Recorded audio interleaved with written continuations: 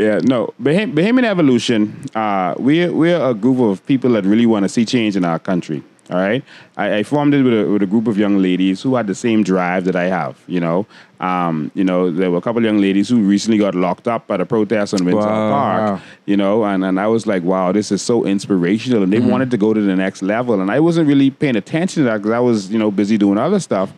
And their drive, I didn't want to see them, disappointed because no one was really taking this where it needed to go. Everyone was talking it. Other people were talking about natural resources and they were having conversations about it. They were, it was there. But no one really wanted to take it to the next level. Yeah, actionably. Yeah, because I've been hearing about this sovereign wealth fund for the last decade and people keep on bringing it up and then it go away, bringing it up and go away. So...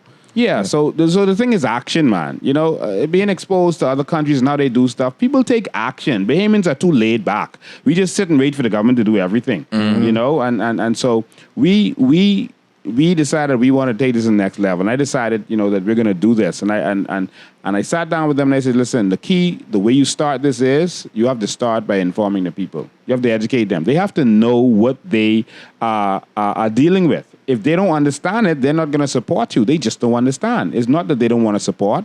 What are they supporting? And so that's why we decided to do documentaries in order to show people what has been going on. And let me tell you something. We had no idea that the documentaries was going to have this impact. We just wanted to do some documentaries. Right. But the documentaries exploded. And everyone, every segment of society, from the very wealthy to the people in the ghetto, to the older people, to the younger people, are talking about this stuff, and it really opened people's eyes. And the first thing we wanted to show people was what we have. For years, we've been told that we don't have any natural resources. This is a lie. While they've been mining our natural resources for 70 years. And so they were telling us, no, there's no natural resources. No, we got to do tourism. We'll make up some beds, fold some sheets, and that's what y'all could do. All right, do this for the country and smile for the tourists now. Yeah, smile good. Yeah, good. A little bigger. Yeah, smile. Change dance accent. good. Yeah, get that dance good. Let them throw coins in the ocean and you go die for the coin. But natural resources, we don't have none of that. While they were making all of the money from it, and so the first thing we wanted to do was show them that we really have natural resources. So as we started investigating, we started to see what was going on. And I have a lot of skills, based on my police history, investigative skills. I also have a lot of computer science skills that allows me to do certain things. And so we decided to start looking. And so we started to look, who is in the Aragonite business? And we started researching every name we hear. We started searching files in the States. They don't have a Freedom of Information Act in the Bahamas. So it makes it very difficult to get any information. Right. And if the government don't give it to you, you're not going to get it. But they're dealing with foreign countries. And the foreign countries have Freedom of Information Act. And so what our previous generation didn't know was that. And this generation, this information age, we're going to go find it. Right. We're used to, you see, what it took Pinland them 8 years in school to learn, we could learn in 8 minutes on the internet. Yes. And so we had an advantage. So we went, did the research, and we started to see that the same people that had the mining licenses here were opening companies in the States. So the first thing we wanted to know was, why, if you have the company here, why are you opening a company in the States too? And so we started to see that they were not just mining here, but they were producing stuff and selling it in the States. To themselves. Also.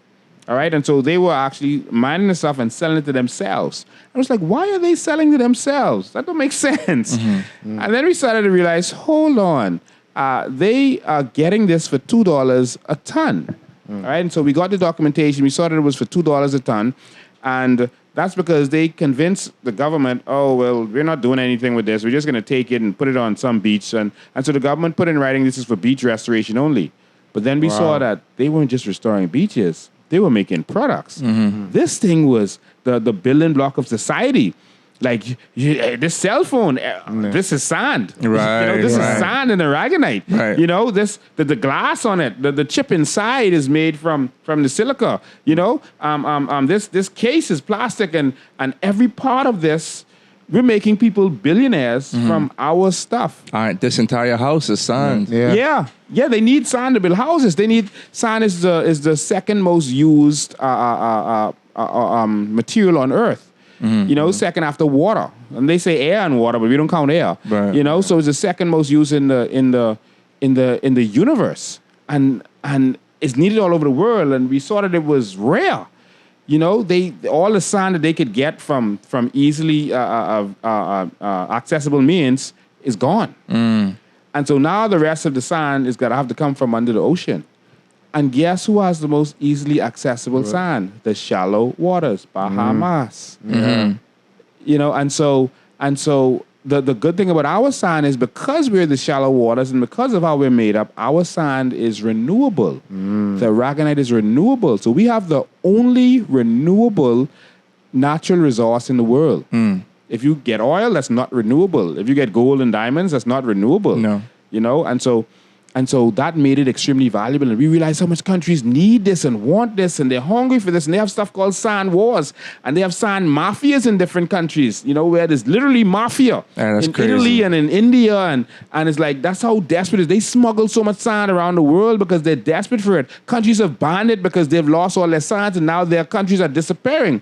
In the East Indies, whole islands are disappearing underwater because they take all the sand from around it and it causes the ocean to start taking back. And we have the last and the best sand in the world. And we don't know it. No. And we were just giving it away to these foreigners to take advantage of it while telling our people we don't have any natural resources, while our government was signing these deals with them and giving it away.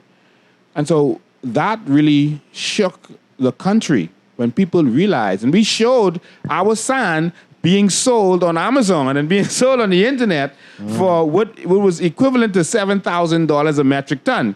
All right, $63 for a 20-pound bag, And so you got that for $2 a metric ton, and it's on the internet for up to $7,000. I was like, hold on, man, we rich.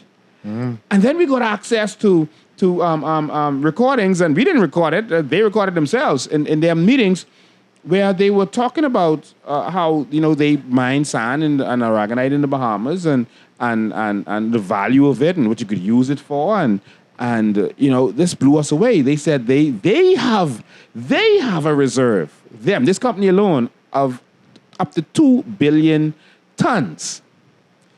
My Lord. If you got 2 billion tons, I said billion with a B, Right. 2 billion tons. My Lord. My Lord. At $7,000, $7,000 a ton, I mean, you're talking about $14 trillion. Right. Just what that company has access to. Our Bahama banks have 100 billion tons of aragonite, the scientists say. 100 billion tons of aragonite. They seen the sand yet. The sand is more. It's more sand than aragonite. Right. So it's just 100 billion tons of aragonite. I mean, the math is crazy. Do your own math. Don't take my math.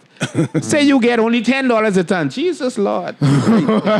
100 billion times 10. I mean, don't stress me. What is $1 trillion right there? What that is? Yes. It's a lot, right? If we only get $10 a ton, that's a trillion.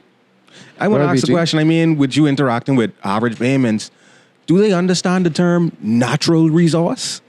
Yes, Bahamians are getting it now. What they didn't understand was the fact that we had it. They didn't see. Do they know that? Do they look around and see that it's the Bahamas, like in our face, really? People before thought of natural resources as oil, as gold, as all this kind of stuff. So when they told us we have no natural resource, we didn't know. And that's why in part 2 of our documentary, we actually showed that the Bahamas does not just have natural resources. The Bahamas is a natural resource. Exactly. Limestone is also one of the most used products in the world. They can't build anything without limestone.